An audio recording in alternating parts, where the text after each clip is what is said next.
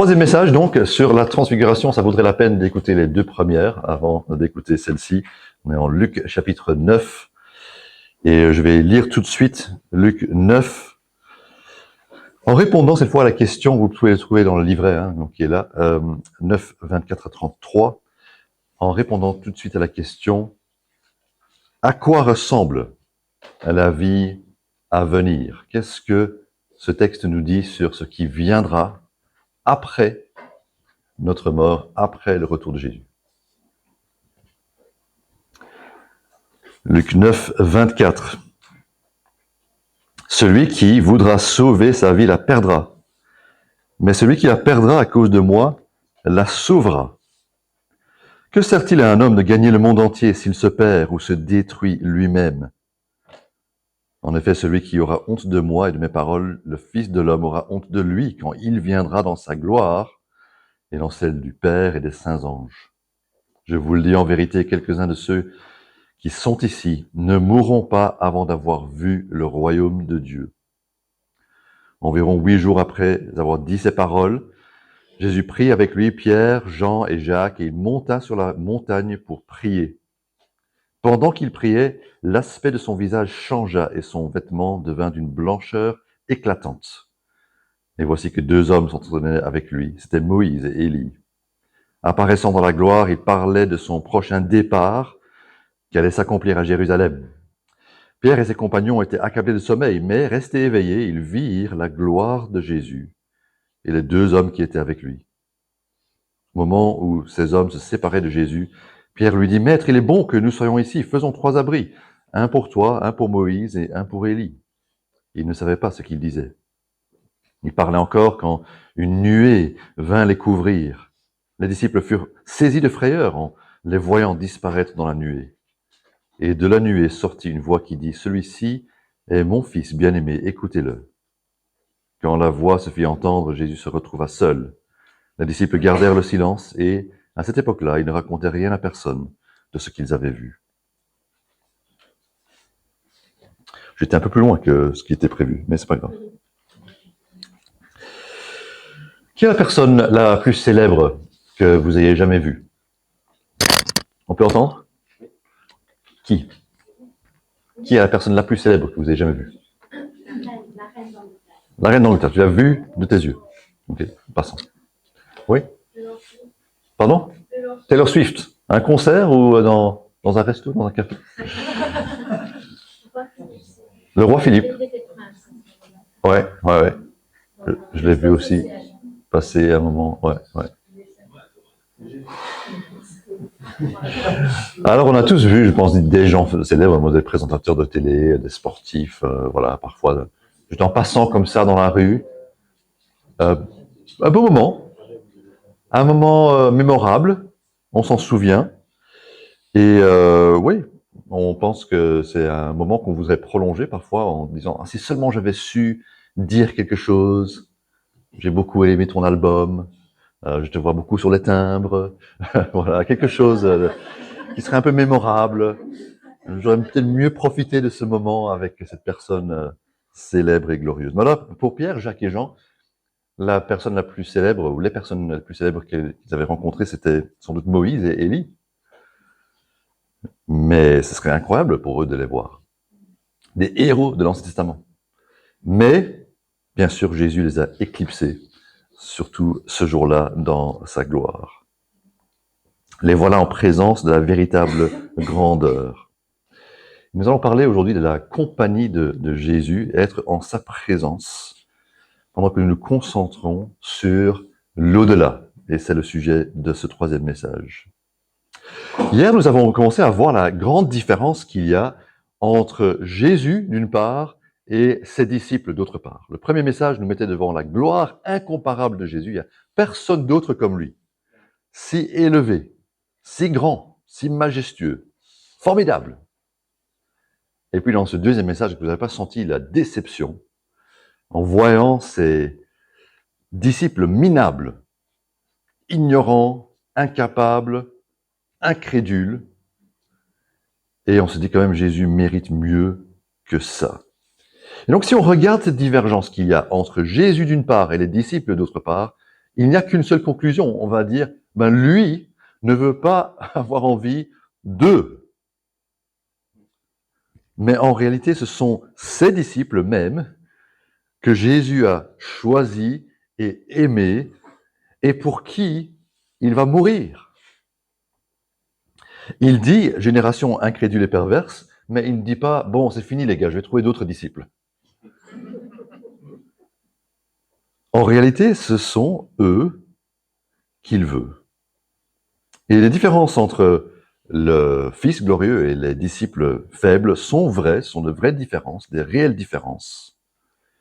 Mais on voit quand même, dans la grâce de Dieu, que Jésus vient pour eux. Il les veut. Ils sont, selon ses paroles, donnés à Jésus par Dieu le Père. Écoutez ce qu'il dit en Jean 17, verset 10, quelque chose de formidable. Quand Jésus parle à Dieu son Père, il dit ceci. Tout ce qui est à moi, il parle de ses disciples, tout ce qui est à moi est à toi. Et ce qui est à toi est à moi. Et j'ai été glorifié en eux. Il y a quelque chose là, une autre dimension de ces messages, et c'est dans ça qu'on va rentrer aujourd'hui, c'est comment la gloire de Dieu vient chez nous en tant que disciples. Jésus a été glorifié en eux, il dit, avant d'aller à la croix, avant de les amener au paradis. J'ai trouvé un écrivain qui s'appelait Moule. Je me suis dit, pour la Belgique, c'est génial, ça. Il s'appelait juste... Il faudrait juste que son prénom soit Fritz, ce serait certain. Mais Moule, il a écrit sur la prière de Jésus dans Jean 17, que je viens de citer. Et il a une façon formidable de décrire ça. Alors, je vais citer ce qu'il écrit. Alors, c'est un langage un peu ancien, excusez-le, mais écoutez ceci. Un élément magnifique de la gloire du Rédempteur se montre dans le phénomène de telles victoires de régénération réalisées dans un matériau aussi difficile. Il est cru par des cœurs si singulièrement obscurcis, vacillants, lents. La gloire est si véritablement et entièrement sienne et non la leur, que ce qu'il y en a, même lorsque la transfiguration ne fait que débuter dans son sujet, est pure gloire et divine. Fin de citation. Ce qu'il est en train de dire, c'est que non seulement nous voyons l'amour de Jésus pour ses disciples, mais nous voyons la gloire de Jésus dans ses disciples. Quelque chose de sa gloire est reflété en eux. Pensez à Pierre et Jacques et Jean et Moïse et Élie. Et il ne faut pas oublier que Moïse et Élie étaient deux gars vraiment instables. Quand Dieu se révèle de manière extraordinaire à Moïse, elle lui parle et lui dit « J'ai une mission pour toi ». Qu'est-ce que dit Moïse? Ah non, mais moi je peux pas parler, hein, il ne faut pas me demander à ça, moi, demande à quelqu'un d'autre. Moïse qui avait des luttes avec la crainte, il s'était enfoui, il avait peur de ce qui pouvait lui arriver, peur d'aller confronter Pharaon. Et Élie, grand prophète, Élie de l'Ancien Testament, mais il avait une victoire, il avait vu une victoire formidable de Dieu sur les prophètes de Baal. Il avait prêché, il avait montré la puissance de Dieu par un signe que Dieu a envoyé au moment même, devant tout le monde, pour montrer que le Seigneur était Dieu. Et puis qu'est-ce qu'il fait? Il s'enfuit, il a peur. Sa vie est menacée, il s'enfuit et il dit, Seigneur, prends ma vie, parce que là, je suis pas meilleur que mes ancêtres, je peux mourir ici. Et Dieu doit lui dire, non, non, non, repose-toi, nourris-toi, relève-toi et puis continue. J'ai d'autres choses que tu dois faire. On voit ces gens, Pierre et les autres, si instables. Et nous regardons le Christ transfiguré, mais nous voyons le grand plan du salut, de l'éternité à venir. Et c'est en train de se passer. Et donc, quand nous lisons la transfiguration, nous ne devons pas le lire simplement comme un récit historique, ou un manuel de discipulat, bien que cela soit le cas, mais aussi comme un aperçu de l'au-delà. Et nous allons voir trois choses. Vous voyez que j'aime bien les messages en 3 points. Ce sera le cas aussi aujourd'hui.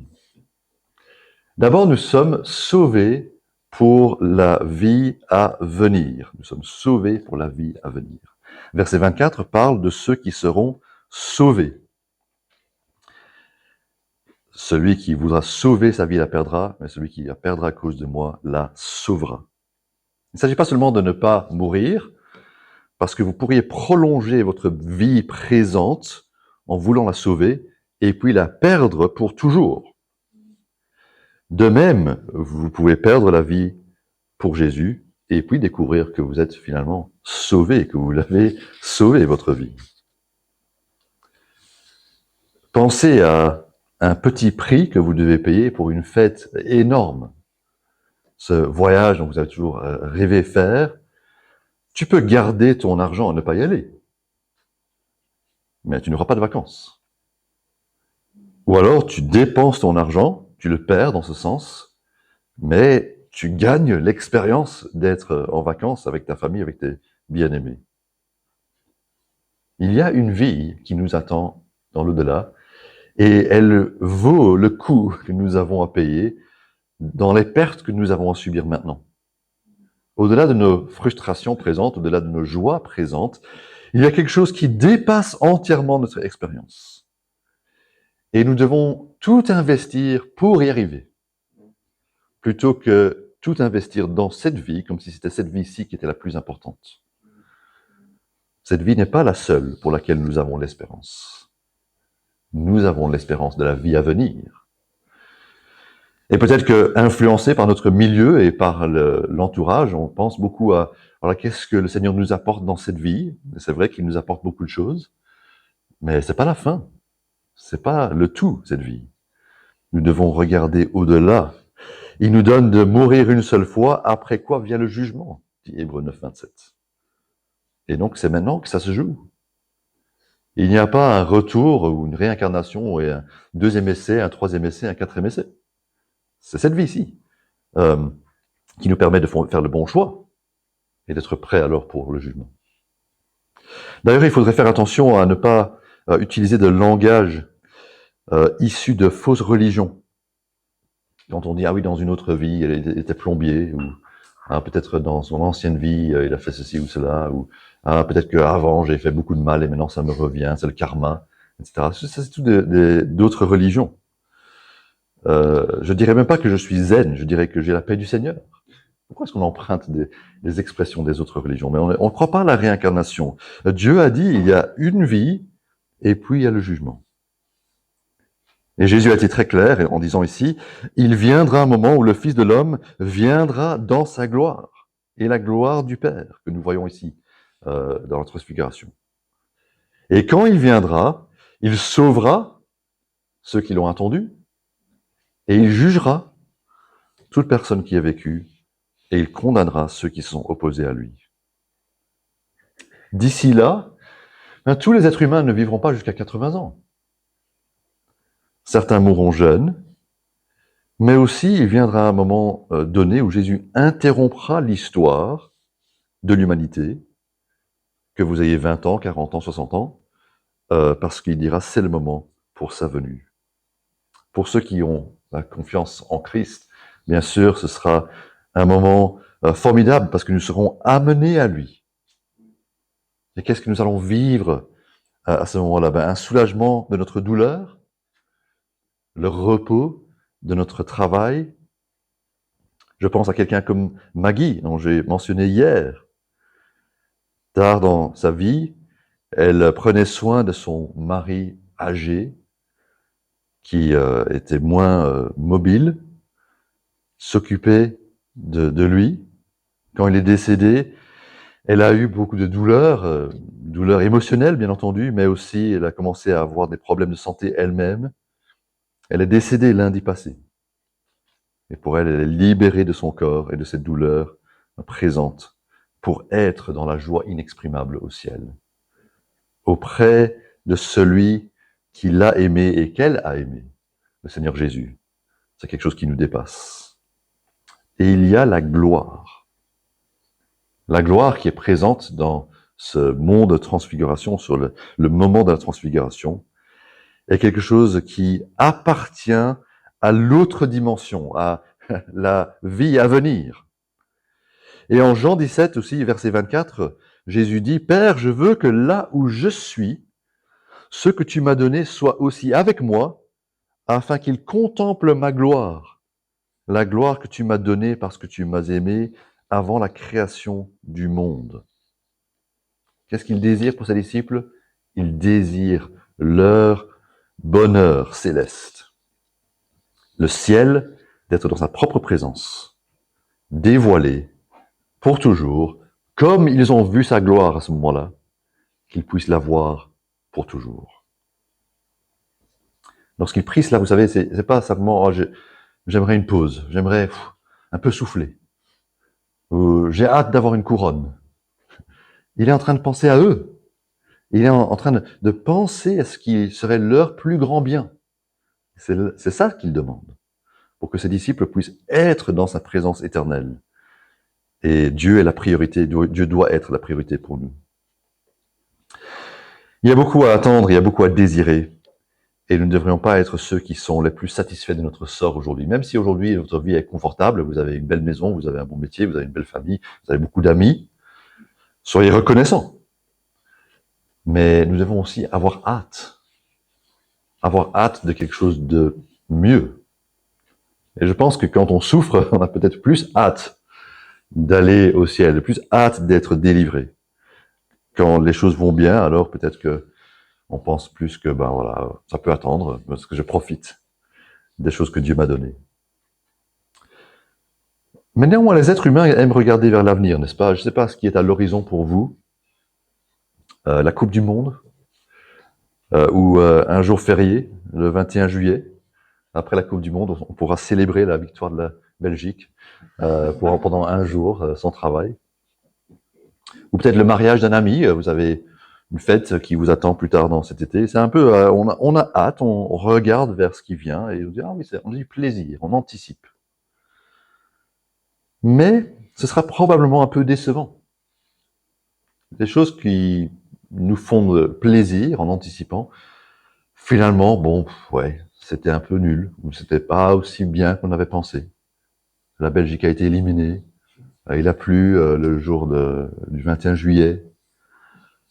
C'était bien le mariage, mais bon, on connaissait pas beaucoup de monde, on n'a pas parlé avec beaucoup de monde. Voilà. On s'était dit, ça va être génial, et puis finalement, c'est pas vraiment à la hauteur. Mais avec le Seigneur, qu'est-ce qui pourrait être meilleur? Eh bien, il y a plein de choses qui seront à la hauteur, ou même qui vont dépasser nos attentes. On sera sauvé, on sera hors de danger. Il dit, celui qui aura compté sur lui sauvera sa vie. Mais aussi, on sera hors du tumulte, dans le repos du paradis. Et ça vaut la peine de réfléchir à cela. Nous sommes sauvés pour la vie à venir, c'est la chose la plus simple, la plus claire qu'il est en train de dire là au début. Mais deuxièmement, nous aurons une identité à l'avenir. Nous aurons une identité à l'avenir. Nous voyons ici qu'il y a une continuité entre l'identité de notre passé et l'identité de notre avenir, après notre mort. Moïse et Élie sont là et c'est Moïse et Élie. Ils n'ont pas été réinventés. Ils étaient tous les deux présents à ce moment-là. Et c'est étrange que dans la série The Chosen, et je sais que je parle beaucoup de ça, mais il y a d'autres personnalités de l'Ancien Testament ou qui sont morts, qui reviennent dans la série. Abraham apparaît à un moment, David apparaît à un moment, Joseph, le mari de Marie, apparaît à un moment. Mais Élie et Moïse, qui sont vraiment cités dans la Bible, n'apparaissent pas dans le film. Bizarre. Mais ces deux-là sont des hommes qui étaient morts il y a bien longtemps, et ils sont là, littéralement en train de parler avec Jésus. Probablement, ils ont eu le temps pour dire, voilà, moi c'est Moïse, moi c'est Élie, ou Jésus a dit, ah, Moïse, voilà, je te présente Pierre, Jacques, Jean, vous connaissez Élie, ça c'est Élie, et puis voilà, ils ont commencé à faire connaissance. Ça fait des siècles qu'ils sont morts, et on ne peut pas vraiment parler de leur résurrection parce qu'ils n'ont pas encore eu leur corps ressuscité. Donc c'est quoi? Qu'est-ce qui s'est passé? Élie, il est monté au ciel. Mais Moïse a été enterré par l'Éternel, nous dit la Bible. Ils sont morts. Et pourtant, entre-temps, entre ce moment de leur mort dans l'Ancien Testament et le moment de Jésus, sa venue, ils vivent au ciel, leur âme est auprès de Dieu le Père. Et quand le ciel touche la terre dans ce moment de la transfiguration, leur âme subitement apparaît. Et elle est visible. Donc, ces deux hommes sont descendus sur terre pour parler avec Jésus. Ils sont là avec leur Sauveur. Ça nous montre que nous continuons notre vie après notre mort. Et nous allons être avec Jésus au paradis, dans la présence du Père. Et nous garderons notre identité. Nous ne serons pas des bulles ou des visages anonymes dans la foule. Nous aurons un nouveau nom. Et ce nouveau nom exprimera notre identité rachetée, la façon dont Dieu nous voit vraiment. Je pense que ça va être des noms qui décrivent, pas des mots qui sont à propos de nos péchés comme travailleurs paresseux, mais des noms comme très aimés, bienvenus, fidèles, persévérants. Ce genre de noms. Mais néanmoins, ce sera nous, individuellement, avec notre identité reconnaissable par ceux qui nous ont connus ici. On ne disparaît pas. Paul et Éléonore seront toujours Paul et Éléonore. Comme Moïse et Élie restent Moïse et Élie. Il y a peut-être des personnes que vous aimeriez voir. Et c'est pas mauvais de penser que oui, vous pourrez parler avec eux. Il y aura peut-être des personnes que vous serez surpris d'y trouver. Ce voisin grincheux, qui ne vous a jamais adressé la parole, finalement, a cru en Christ et a été sauvé. Ou ce collègue tellement difficile, il s'avère qu'après avoir travaillé avec vous longtemps, et après avoir refusé vos tentatives de l'inviter à l'église, il a lu la Bible et il a été sauvé. Ce sera formidable de les retrouver là-bas. Et il y aura donc ces interactions avec différentes personnes, des autres personnes, mais nous célébrerons ensemble, sans gêne et sans jalousie. On ne sera pas en train de dire « Ah ouais, moi j'ai pas beaucoup de récompenses, c'est un peu nul, j'ai pas très bien vécu ». On sera juste là, heureux d'être là. Et quand on verra quelqu'un qui est élevé, on dira « Ouais, super que tu as été élevé comme ça ». Et remercié, récompensé par Dieu. Ce sera autre chose. On n'aura pas le péché en nous qui mine nos relations personnelles. Donc oui, il y aura notre propre identité qui nous suivra. Nous aurons un nouveau nom. Nous serons en dehors de notre cadre familial. Nous n'aurons pas les mêmes alliances, mariages, etc. Nous aurons un nouveau cercle d'amis. Et ce sera formidable.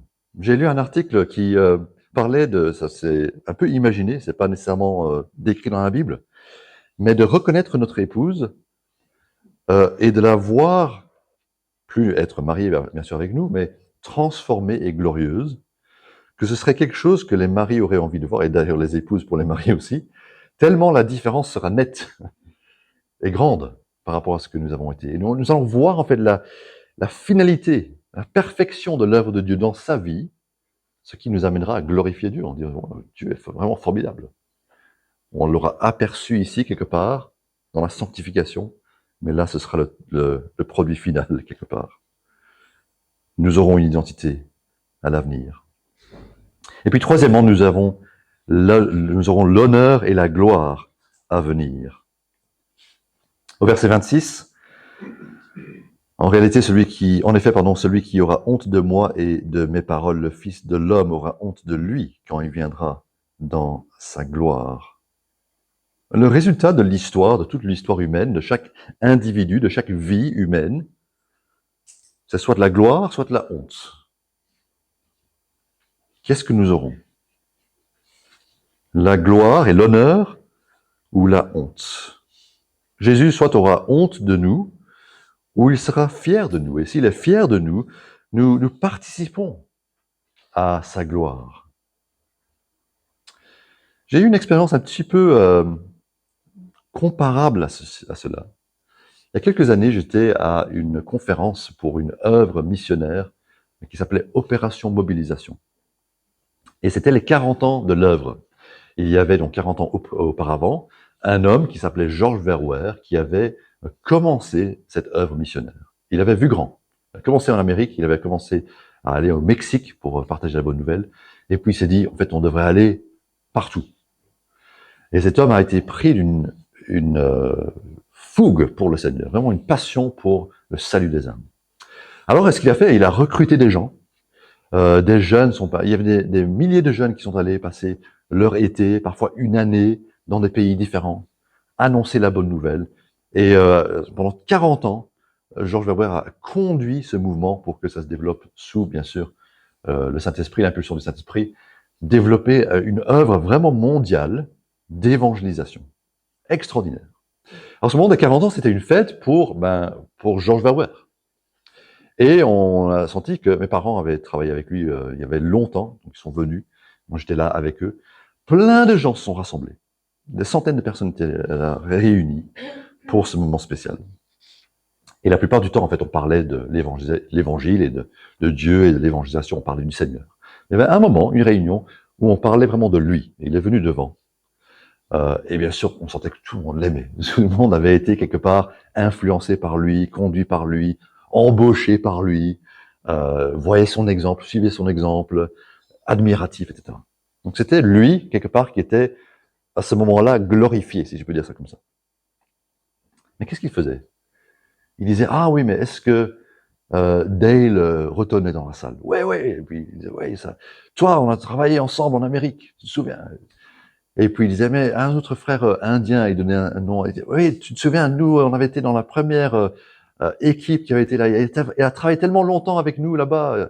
Merci, etc. Et il commençait à nommer des individus qui étaient là dans la salle. Et ce qui se passait à ce moment-là, c'était un reflet de gloire. Donc la gloire qui venait vers George Verwer, il la reflétait sur les autres qui avaient aussi participé à son œuvre. Vous voyez? Je me suis dit, oui, en fait, c'est un peu ça. Si Jésus sera glorifié et que Jésus, quelque part, reflète sa gloire, nous recevrons quelque part la gloire reflétée de Jésus sur nous. Alors quand il dit de ne pas avoir honte de Jésus, verset 26, c'est pas une gêne temporaire. Il se peut que, voilà, à un moment, on était dans un café avec des amis et quelqu'un dit « Ah, t'es chrétien, toi ?» Il dit « Non, pas moi. » Et on était un peu gênés, on n'a rien dit. Mais c'est une attitude permanente. Pierre a survécu à une gêne temporaire, au moment où il avait peur et il a renié Jésus 3 fois, en essayant de sauver sa vie, mais il n'a pas perdu sa vie. Son attitude était généralement celle de vouloir faire connaître Jésus et de vivre pour lui, être connu comme disciple de Jésus. Et donc nous sommes face à un choix. Est-ce qu'on va avoir honte de Jésus et quitter Jésus? Ou est-ce qu'on va être fier de Jésus et compter sur Jésus? Et si nous comptons sur Jésus, si nous sommes fiers de lui, si nous recherchons la volonté de Christ, nous sommes confiants de participer à la gloire qui nous attend. C'est ce qui est souligné dans la Bible. Romains 5, versets 1 et 2, je vous invite à écouter ça. Ainsi donc, déclarés juste sur la base de la foi, nous avons la paix avec Dieu par l'intermédiaire de notre Seigneur Jésus-Christ. C'est aussi par son intermédiaire que nous avons accès par la foi à cette grâce dans laquelle nous tenons ferme. Et nous plaçons notre fierté dans l'espérance de prendre part à la gloire de Dieu. Le chrétien anticipe d'être dans la gloire de Dieu, d'avoir cet avenir glorieux avec lui. Le péché est décrit comme être privé de la gloire de Dieu. À cause du péché, nous sommes en dessous de la gloire de Dieu. Mais grâce à la justice que Dieu nous donne par sa bonté, nous pouvons être dans la gloire de Dieu. Nous y entrerons et nous la partagerons. Ici, dans notre texte, en Luc 9, nous voyons ces saints hommes du passé. Qu'est-ce qui se passe avec Moïse et Élie, verset 31? Soulignez cela. Apparaissant dans la gloire. C'est-à-dire qu'ils sont glorifiés. Ils prennent part à la gloire de Christ. Quand Christ est glorifié, eux aussi apparaissent dans sa gloire. Et être avec lui, de manière à le voir sa gloire devrait nous satisfaire pour toujours. Moule dit, cela seul pourrait suffire pour rendre tangible, crédible, infiniment désirable l'espoir d'un ciel sans fin. Sans fin. Nous le verrons. Alors un dernier texte pour compléter le sujet, la transfiguration, qui contient encore une surprise, je vous l'avais promise, et la voici.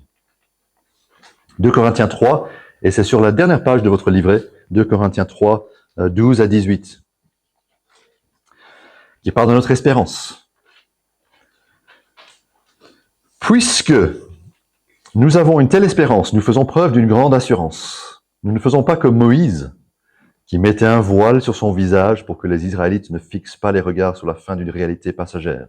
Souvenez-vous, Moïse, il avait été dans la présence de Dieu, son visage rayonnait. Un peu comme Jésus quand il était transfiguré. Et puis il va parler des Juifs. Mais leur intelligence s'est obscurcie jusqu'à aujourd'hui. En effet, le même voile reste lorsqu'ils font la lecture de l'Ancien Testament. Ils ne se lèvent pas parce que c'est en Christ qu'il disparaît. Jusqu'à aujourd'hui, quand les écrits de Moïse sont lus, un voile recouvre leur cœur. Mais, lorsque quelqu'un se convertit au Seigneur, le voile est enlevé. Or, le Seigneur, c'est l'Esprit, et là où est l'Esprit du Seigneur, là est la liberté. Nous tous qui, sans voile sur le visage, contemplons comme dans un miroir la gloire du Seigneur, nous sommes transformés à son image, de gloire en gloire, par l'Esprit du Seigneur. Ce qu'il dit là n'est pas seulement que nous pouvons lire la Bible sans voile. Nous pouvons lire la Bible et comprendre la parole de Dieu. Ça, c'est déjà bien. C'est pas seulement que nous pouvons voir la gloire de Dieu reflétée en Christ, ce qui est formidable. Regardez au verset 18.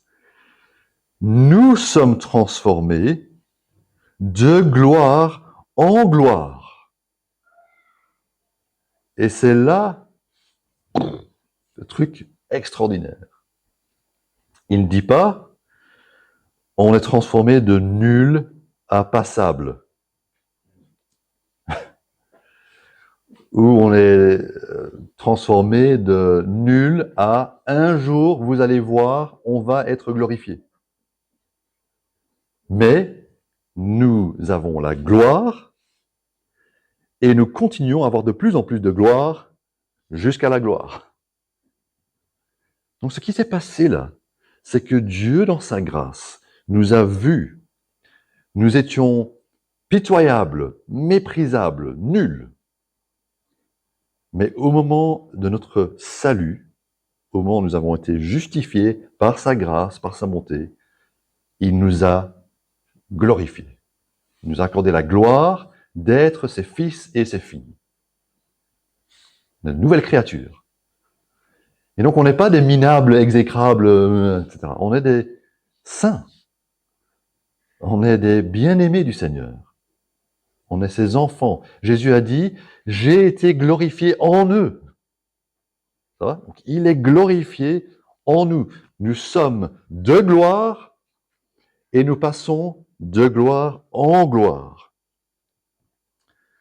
Dieu travaille en nous pour nous rendre plus glorieux, que nous puissions être au final son œuvre accomplie.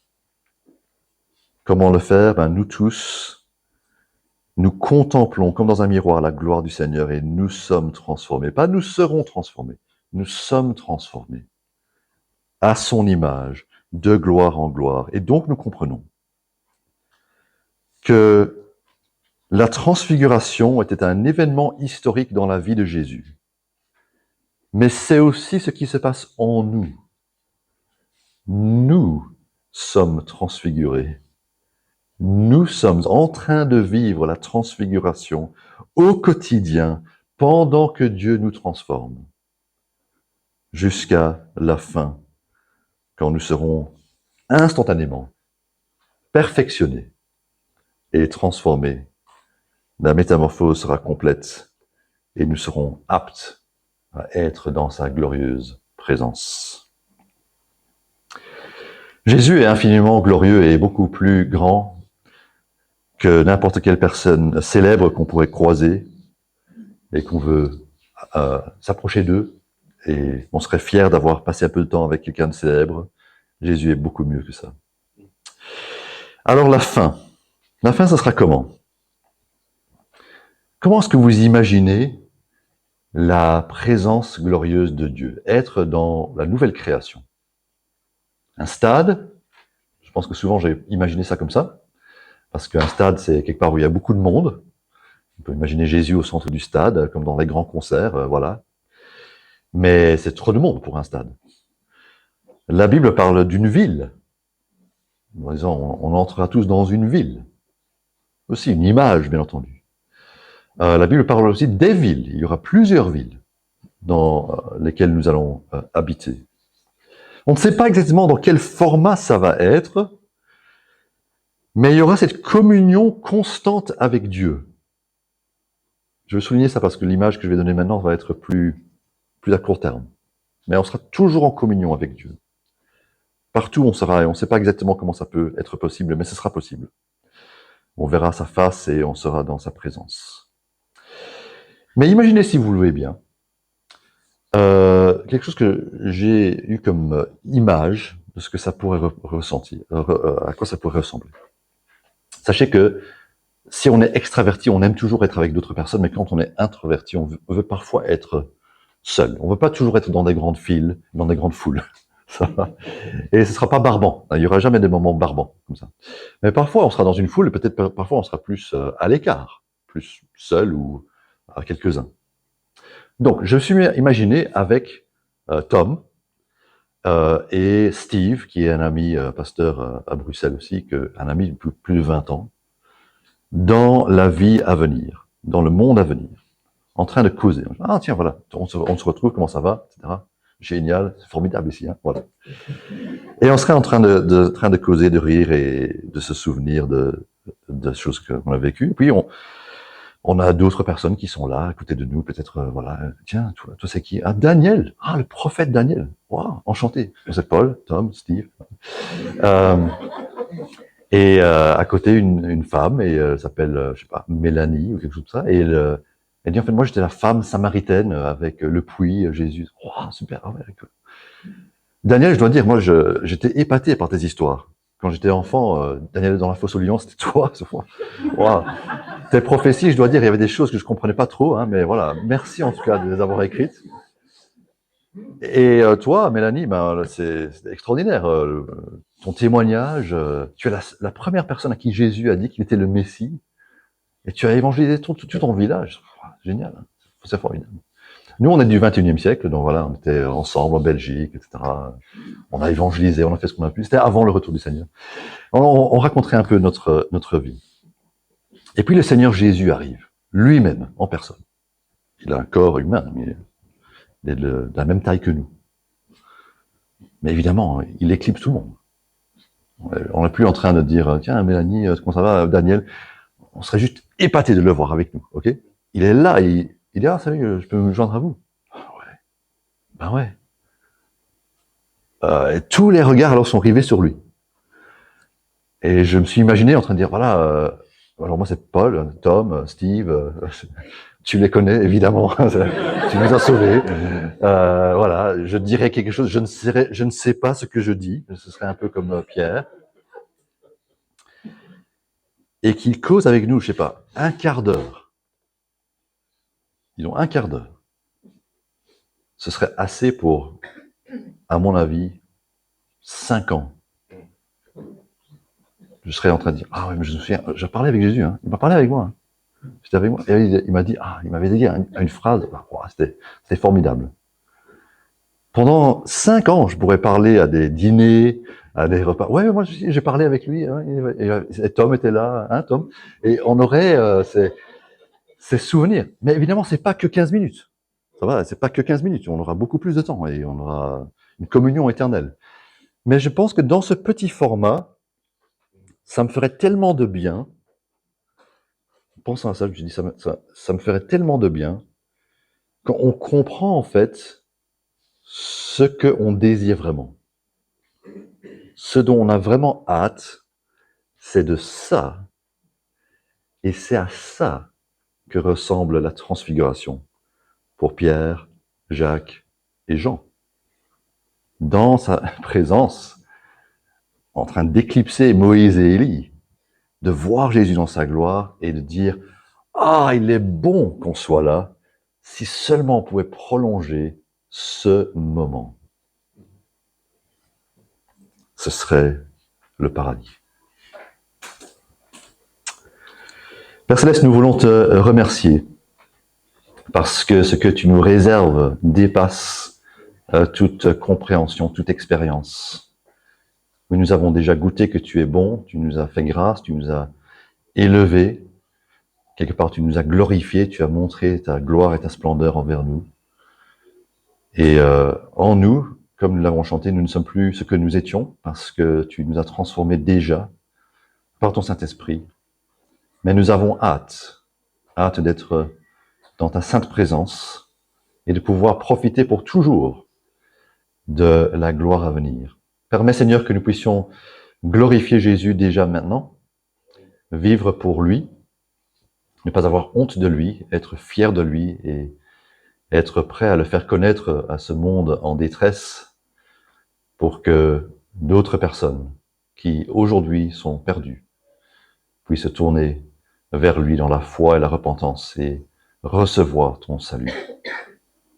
Te prions, Seigneur, que tu permettes que nous gardions cette espérance, l'espérance de prendre part à ta gloire, que cela anime notre cœur et notre vie à partir de ce moment, au nom de Jésus.